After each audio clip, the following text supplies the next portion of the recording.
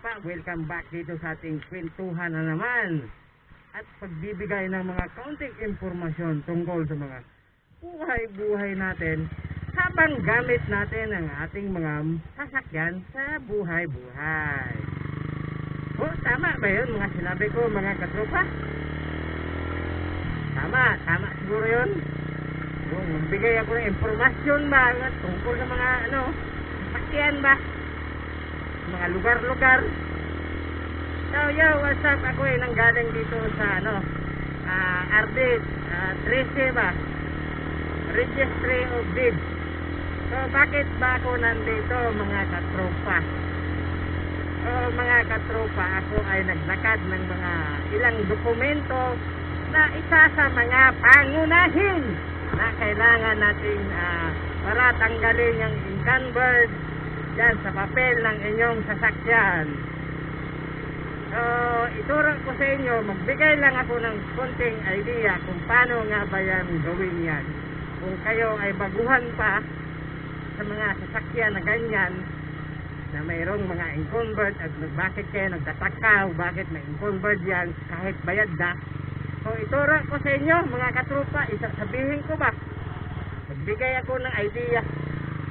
So una mga katropa, bakit nga ba may encumbered yan kahit tapos na bayaran?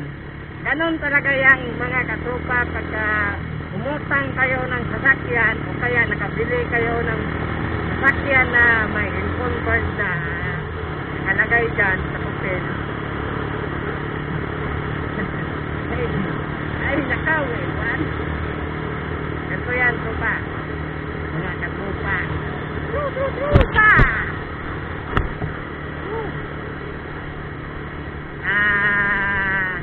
Paano nga ba ang proseso?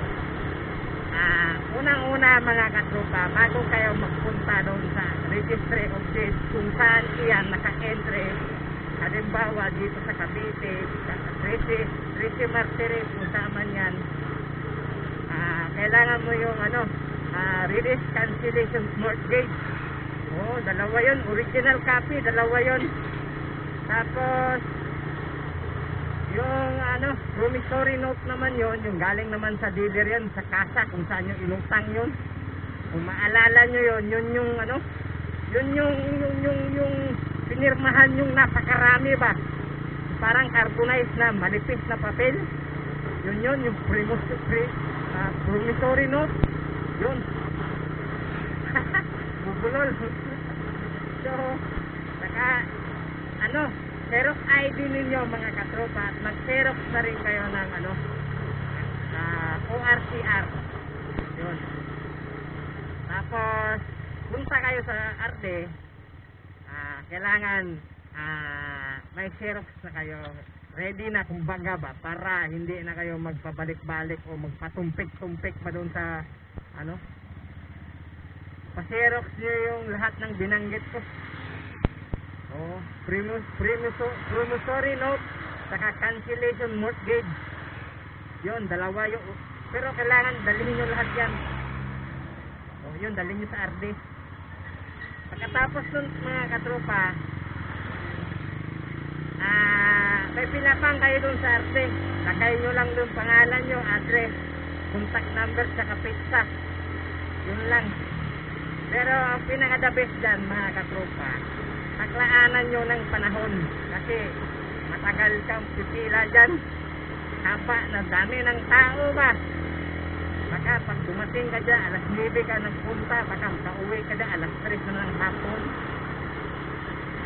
Kaya kailangan mo maaga ka, tulad yung ginawa ko ngayon, tanghali na ako, mga alas 8 na ako dumating doon sa RD, kalabas ako alas 12 na. Ay nako. Ulitin ko mga katropa, ang kailangan mo para matanggal yung cancellation of mortgage na yan sa inyong sasakyan, yung encumbered na yan, cancellation, release cancellation mortgage, ipa-Xerox nyo yan. Kailangan dalawang kopya na original yan kasi isa kukunin nila, tapos isa ibalik nila sa iyo. Kasi yan ang ipasa mo sa LTO, tapos yung pinagbayaran mo sa LTO. Sa LTO, sa RD. Dinawin nga natin ulit. Ulitin natin ng mas malinaw. So, mga katropa, ito, malinaw to na paliwanag Kailangan yung cancellation mortgage nang galing sa bangko. Kung saan nag-finance yan, kung bangko di Oro ba yan, Eastwick ba yan, yan dalawang original copy yan. Ang isa niyan ipaserox nyo, tapos ipaserox nyo rin yung promissory note. Yun yung pinirmahan yung napakarami na carbonite, malipis lang na papel. Ipaserox din yung back to back yun. Tapos magpaserox din kayo ng ID ninyo. Yun. Pagkatapos nun, may pipilapang kayo doon sa RD na lagay nyo lang ang pangalan nyo, address nyo, at contact number. Kumbaga, ito yung presenting ba? Presenting, gano'n. Pagkatapos nun, ipasa nyo doon sa entry, sa chattel, mortgage, yan. Tapos, hintay kayo ng mga hintay kayong tawagin ang pangalan nyo. Pag tinawag ng pangalan ninyo, para magbayad na kayo doon. Yan, tapos bayad kayo. Siyempre, alam nyo ba yan mga katropa, 10 days working yan.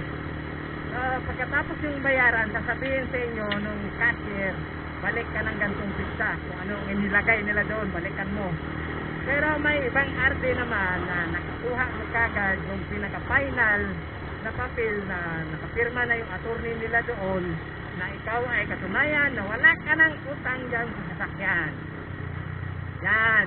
So, example, nakuha mo na yung sinasabi kong pirma na okay ka na. Tapos, kailangan, may ano yun, may resibo yun na kulay pink. Ipapasa mo yun sa LTO. So, dala-dala mo lahat yung papel mo. Pag ikaw ay nakumpleto mo na yung sa RD, pupunta ka na ng LTO, dalhin mo na yung mo, ORCR mo. Tapos ipasa mo yan. Yan. Dalhin mo na sa LTO, tapos yung LTO magsabi na sa'yo kung ano ang kailangan at kung ano pa ang kulang dyan sa mga papel mo. Actually, parang yan ano bang tawag dyan mga katropa? Ewan ko lang kung i-stencil ko ba yan. Parang i-stencil nila yan sa blue form ng LTO. I-check nila ba? Pero kung ano naman yan, ito pa mga katropa, kung hindi nakapangalan sa inyo at gusto nyo ipabura na ipabura yung income bird,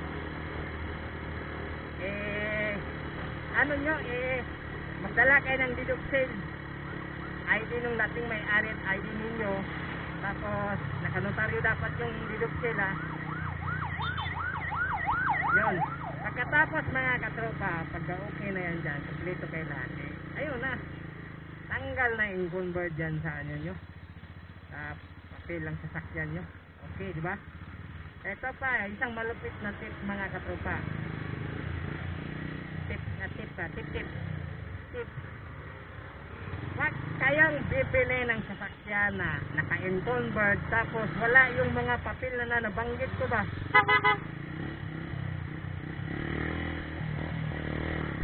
Kung wala yon, yung cancellation mortgage at yung promissory note, wag kayong bibili niyan. Yung sasakyan na encumbered tapos wala yung mga cancellation mortgage at promissory note. Promise mga katropa, masakit sa ulo yan pagka wala yun. Pag binili ninyo, pagka gusto nyo i-transfer dyan sa pangalan ninyo, hindi yan matransfer. O kaya naman na low CR siya, gusto nyo ipa-duplicate, hindi rin ma-duplicate kasi may encumbered. Yun tandaan nyo mga katropa ang mga aking mga nabanggit. Ayun, nakapagbigay na ako ng pagbigay na naman ako ng isang makabuluhang bagay. Ewan ko lang kung meron kong naintindihan. So sana meron kayong naintindihan dito sa ating kwentuhan. Mga katropa, kung nagustuhan ninyo ang itong video na ito, huwag nyo sanang kalimutan na suportahan, i-like, i-share at i-subscribe na rin, di ba? So, i-click nyo na rin yung notification bell para lagi kayong updated dito sa ating mga kwentuhan tungkol sa mga buhay-buhay natin habang gamit natin ang ating mga sasakyan. So mga katropa, ito nga pala si Bon Subiray.